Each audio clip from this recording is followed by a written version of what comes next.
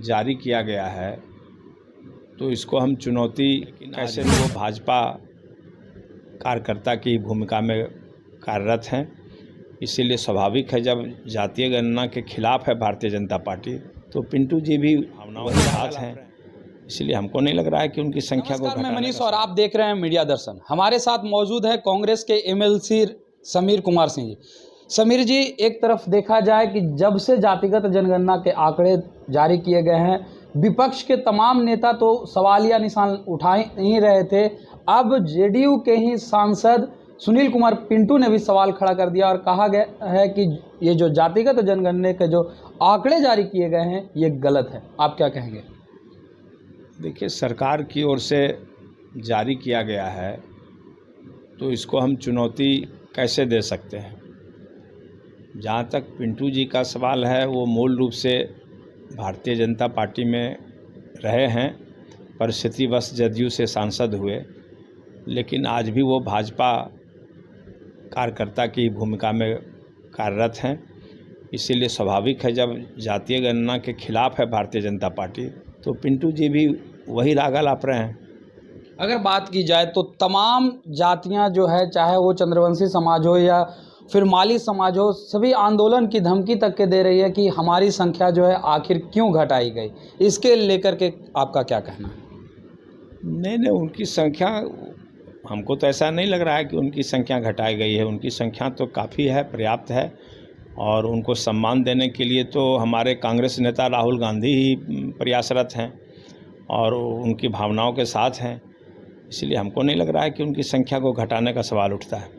अगर बात की जाए तो एक आंकड़े के अनुसार चंद्रवंशी समाज का 1931 में जो जारी किया गया था जातीय जनगणना का आंकड़ा, उसमें 30 लाख थे, लेकिन अब घटा करके 21 लाख कर दिया गया है। इस पर रामबली सिंह चंद्रवंशी का कहना है कि कहीं ना कहीं ये बंद कमरे में आंकड़े तैयार किए गए हैं। अब इसका जवाब तो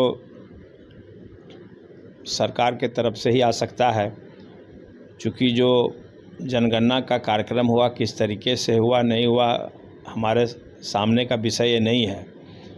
ये सफाई या आरोप का जवाब सरकार की तरफ से संभव है, लेकिन हम लोग तो यही मानते हैं कि जो सरकार काम करती है, निष्पक्ष करती है, अच्छे से करती है, इसलिए जब जनगणना हुआ तो कांग्रेस पार्टी ने, हम लोगों ने स्वागत किया, हम लोगों ने कोई आपत्ति दर्ज नहीं किया।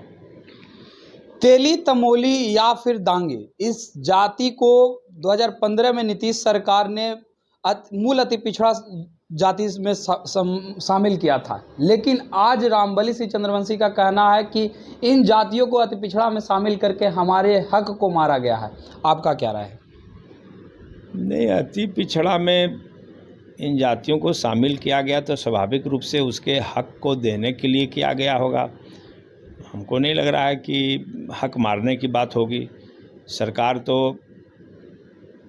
जो पिछड़े लोग हैं, जो समाज के नीचे तबके के लोग हैं, चाहे बिहार सरकार हो, चाहे कांग्रेस पार्टी की विचारधारा हो, सबको आगे लाने और मुख्य धारा से जोड़ने के लिए ही काम कर रही है, इसलिए ऐसा कुछ हमको नहीं लगता है।